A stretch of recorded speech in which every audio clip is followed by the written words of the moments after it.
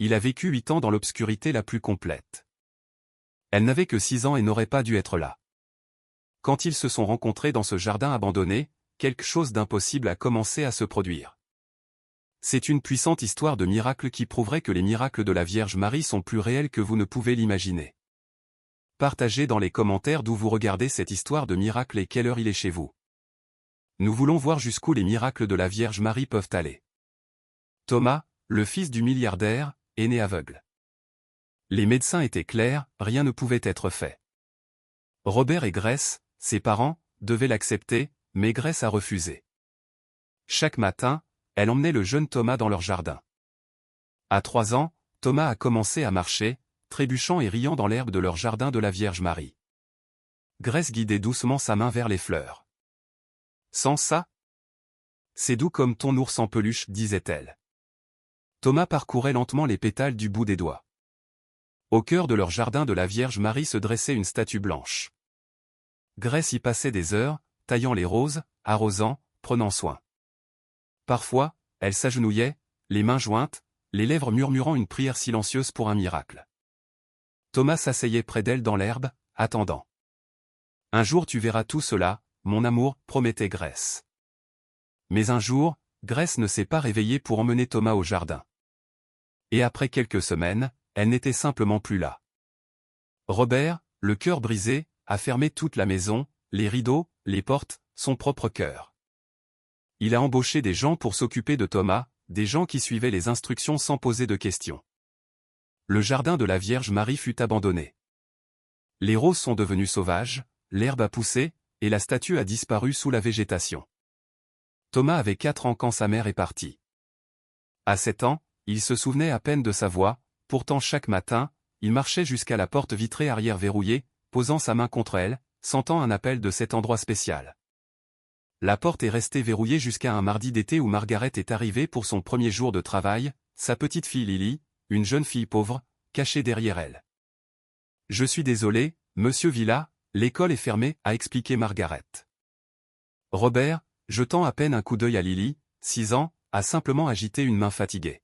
« C'est bon, faites-la juste rester tranquille. » Margaret le remercia chaudement, se dépêchant à l'intérieur. Lily, dans sa robe usée et ses cheveux en bataille, fut laissée avec un biscuit dans la cuisine, mais sa curiosité la poussa rapidement à explorer l'énorme maison. Elle erra, captivée par tout ce qu'elle voyait, jusqu'à ce qu'elle aperçoive un garçon devant une porte vitrée, sa main posée immobile sur la vitre, comme s'il attendait quelque chose. « Salut, » dit Lily. Le garçon, Thomas, tourna la tête vers le son de sa voix mais ne dit rien. Lily trouva cela étrange mais s'approcha. À travers la vitre, elle vit le jardin de la Vierge Marie envahi par la végétation, une petite forêt dans l'arrière-cour. « Pourquoi ne sors-tu pas » demanda-t-elle. Thomas resta silencieux, il ne savait pas comment expliquer que personne n'était entré dans ce jardin depuis des années. Lily essaya la poignée, et à sa surprise, la porte s'ouvrit facilement. Margaret, qui avait transporté des boîtes plus tôt, avait oublié de la verrouiller à nouveau. Un fort parfum de fleurs et de terre humide flottait dans la maison. Thomas inspira profondément, un sentiment familier s'agitant dans sa poitrine. « Waouh, il y a tellement de choses ici !»« Viens !» s'écria Lily, courant dans le jardin. Thomas resta figé dans l'embrasure de la porte, son cœur battant la chamade. Il n'était jamais sorti seul. Maintenant, seule Lily, la jeune fille pauvre qu'il connaissait à peine, était là. Il fit un pas hésitant, sentant l'herbe haute et humide et le soleil chaud sur son visage. Un autre pas, puis un autre. Il était dehors, dans le jardin de la Vierge Marie. « Regarde ici, tant de fleurs !» Lily avait trouvé les rosiers entourant la statue. Elle s'agenouilla, ramassant une rose tombée. Écrasant son pétale doux et humide, elle libéra un parfum puissant. « Ça sent si bon !» Thomas s'approcha lentement, sentant les plantes frôler ses jambes, le parfum s'intensifiant à chaque pas. Quand il arriva près d'elle, les mains de Lily étaient pleines de pétales écrasés. « Regarde, ça se transforme en pâte, » dit-elle, montrant ses mains à Thomas. Remarquant qu'il ne regardait pas vraiment, elle prit doucement ses mains et y frotta les pétales. Thomas sentit la texture fraîche et humide, le parfum éclatant autour de lui. Lily continua, frottant des pétales sur ses bras, puis sur son visage, en riant. « Maintenant tu sens bon. » Elle fit de même pour elle-même. Thomas resta immobile, ce parfum, cet endroit, ce toucher, remuait quelque chose de profond en lui. Lily s'assit près de la statue, continuant à jouer avec les pétales. « Tu ne parles pas beaucoup, hein ? Ce n'est pas grave, je peux parler pour nous deux, sourit-elle. Thomas s'assit à côté d'elle. Ils restèrent là plusieurs minutes, Lily cueillant et écrasant des fleurs, Thomas sentant tout avec ses mains, le parfum s'intensifiant sur sa peau. Puis, la voix de Robert résonna, « Margaret ? Margaret ?» Il cherchait la nouvelle femme de chambre. Margaret, pliant des vêtements à l'étage, se précipita. « Oui, monsieur Villa ? Où est mon fils ?» Margaret se figea. « Il doit être dans sa chambre, monsieur. » « Il n'y est pas. » Le ton de Robert se durcit. Il fouilla la maison, ne trouvant rien, jusqu'à ce qu'il passe devant le salon et la voie, la porte vitrée arrière grande ouverte, la porte qu'il avait verrouillée des années auparavant, jamais censée être ouverte. Robert s'approcha lentement, comme s'il voyait un fantôme.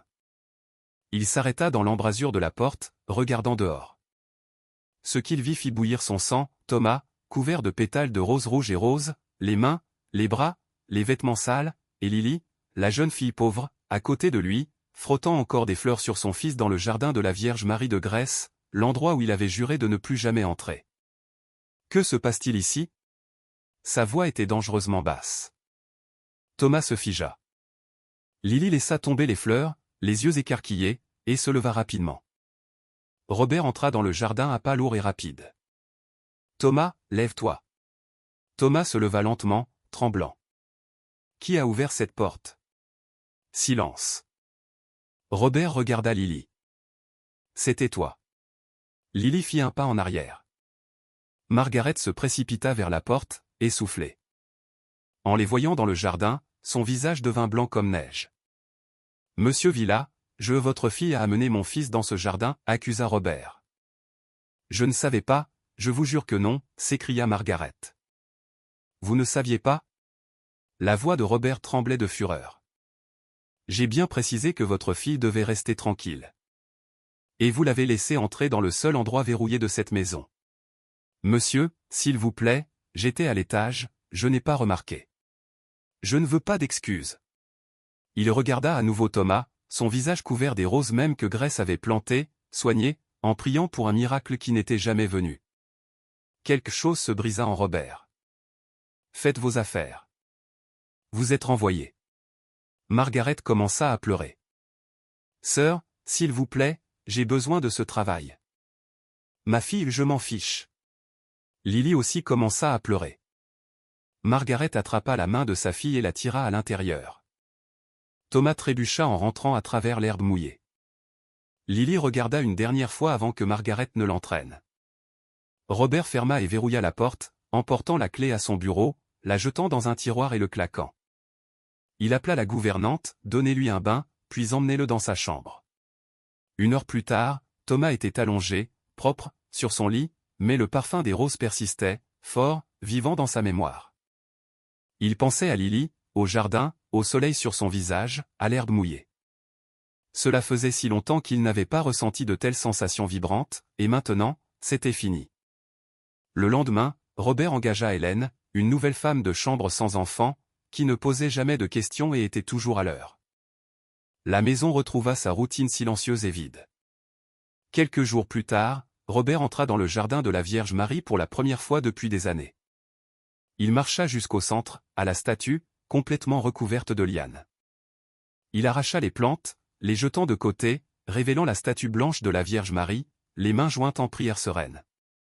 Robert la fixa, se souvenant de Grèce agenouillée là, priant pour un miracle. Il s'agenouilla, apercevant un vieux rosaire, à moitié enfoui dans la terre. C'était celui de Grèce. Il ramassa les perles sales et rouillées, les nettoya et les glissa dans sa poche. Il s'assit sur le sol du jardin, entouré de roses. Le lendemain, il engagea un jardinier. Tout fut nettoyé, l'herbe coupée, les roses taillées. 1 semaine plus tard, le jardin de la Vierge Marie était de nouveau magnifique et accessible. Robert prit la main de Thomas, le menant dehors vers les rosiers. Il cueillit une fleur et la plaça dans la main de son fils. Thomas effleura les pétales du bout des doigts, le parfum fort et familier fit affluer les souvenirs. Robert le conduisit à la statue, Thomas passa sa main sur sa surface froide. Ils restèrent là 1 heure. Après ce jour, Robert emmena Thomas au jardin de la Vierge Marie chaque après-midi. 2 semaines plus tard, un jeudi, alors que Thomas était assis sur l'herbe, il se frotta soudainement fort les yeux. Aïe! Robert se retourna. Qu'est-ce que c'est? Mes yeux. Est-ce qu'ils font mal? Thomas secoua la tête, se frottant toujours. Non, c'est bizarre. Il arrêta, le front plissé, tournant lentement son visage d'un côté à l'autre. Il s'arrêta, faisant face au soleil. Ici? Qu'y a-t-il? Il y a quelque chose dans mes yeux. Le cœur de Robert s'emballa. Il n'osait plus espérer, plus jamais. Les jours suivants, Thomas se touchait et se frottait fréquemment les yeux, fronçant les sourcils, tournant son visage d'un côté à l'autre. Robert appela le médecin pour un rendez-vous urgent. Au cabinet, le médecin examina Thomas. « Ressentez-vous quelque chose quand je fais ça ?»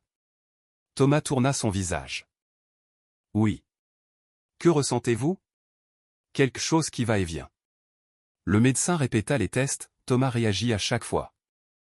Le médecin, perplexe, regarda Robert. « Écoutez, je ne comprends pas ce qui se passe. Cela n'a aucun sens, mais quelque chose a changé. » Robert resta silencieux. « Je ne sais pas si cela durera, ni jusqu'où cela ira, mais oui, quelque chose se passe. » Robert quitta le cabinet, stupéfait, tenant la main de Thomas. Cette nuit-là, il resta éveillé, pensant au jardin, aux roses, et à Lily, la jeune fille pauvre qu'il avait renvoyée. Le lendemain matin, Robert appela Margaret. Il lui fallut un certain temps pour trouver son numéro. « Allô ? Margaret, c'est Robert Villa. » Silence.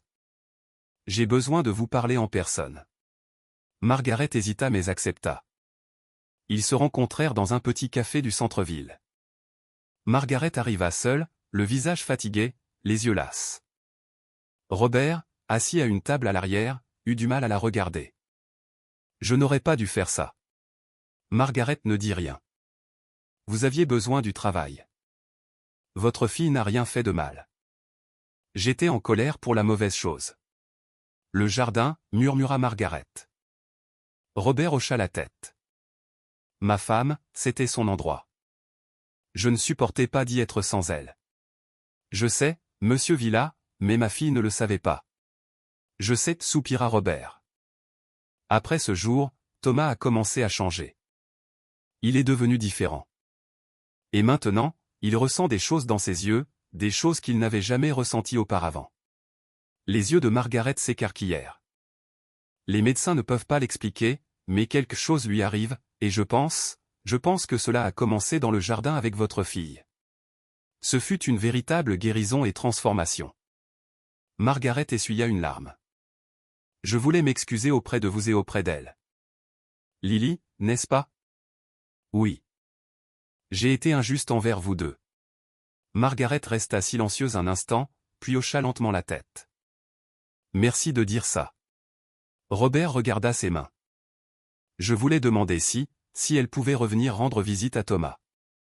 Il l'a demandé. Margaret essuya une autre larme. Bien sûr, elle peut. Lily revint le samedi suivant. Margaret l'amena à la porte. Quand Thomas entendit la voix de Lily, il s'arrêta au milieu du couloir. C'est toi. Lily sourit. Salut. Tu veux aller au jardin? Ils y allèrent ensemble. Margaret et Robert regardaient derrière la porte vitrée, témoins du miracle qui se déroulait. Lily et Thomas s'assirent près de la statue. Lily cueillit une rose, la plaçant dans sa main. Ça sent toujours bon, Thomas sourit. C'était la première fois que Robert voyait son fils, né aveugle, sourire ainsi depuis des années. Les semaines suivantes, la vision de Thomas continua de s'améliorer. D'abord, de fortes sensations lumineuses, puis il remarqua les mouvements, puis les formes, les flous, les contours. Un jour, dans le jardin avec Lily, elle se leva. Thomas tourna la tête, la suivant. Tu pars? Lily s'arrêta. Comment sais-tu? Je t'ai vu te lever. Tu m'as vu? En quelque sorte. Je t'ai vu bouger. Je ne peux pas vraiment l'expliquer, mais je l'ai vu.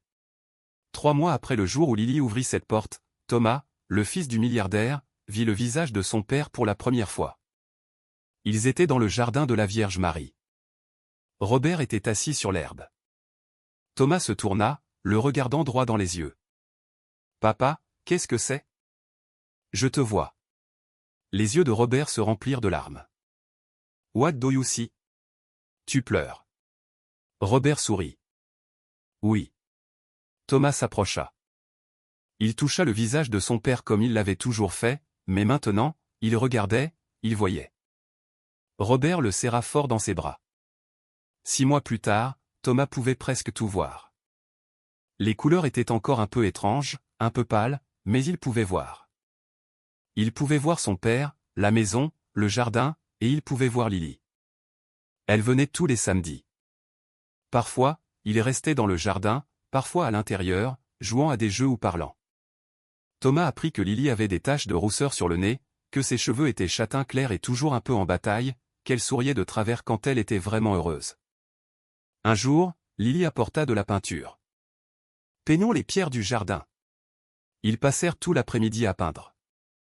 Lily fit des coccinelles rouges. Thomas essaya de peindre un papillon, mais il était un peu tordu. Il rit. « C'est affreux. »« Non, c'est parfait. » Lily plaça la pierre à côté de la statue. « Laissons-la ici. » Thomas regarda la statue, les mains blanches jointes en prière. « Ma mère priait ici. Elle demandait que je puisse voir tous les jours, mais ça n'a pas marché. » Ça a marché, pensa Lily un instant. Elle n'est pas là pour le voir, mais peut-être qu'elle le sait d'une manière ou d'une autre. Thomas ne répondit pas, mais plaça sa main sur la statue, debout, tranquillement. Et vous? Croyez-vous au miracle de la Vierge Marie? Avez-vous déjà vécu quelque chose d'inexplicable qui a apporté espoir et foi, changeant votre vie pour toujours? Partagez votre histoire de miracle dans les commentaires. Si cette histoire de miracle a touché votre cœur et vous inspire de l'espoir, abonnez-vous à la chaîne et activez la cloche pour recevoir plus d'histoires sur les miracles de la Vierge Marie. Partagez cette vidéo avec quelqu'un qui a besoin de renouveler son espoir aujourd'hui. Que la Vierge Marie continue de vous bénir et de vous protéger, vous et votre famille. Amen.